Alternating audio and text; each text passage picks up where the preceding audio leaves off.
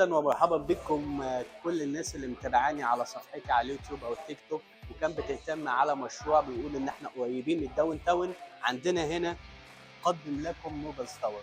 موجود نوبلز تاور، عندنا فيه افيلابيلتي في 1 بيدروم 2 بيدروم. عندنا كمان هيبقى في طرح قريب على 3 بيدروم. وكمان الفيوز بتاعنا هايله جدا. احنا عندنا اكتر من فيو في اللوكيشن بزنس باي. اول واحد موجود عندنا كفيو على برج خليفه،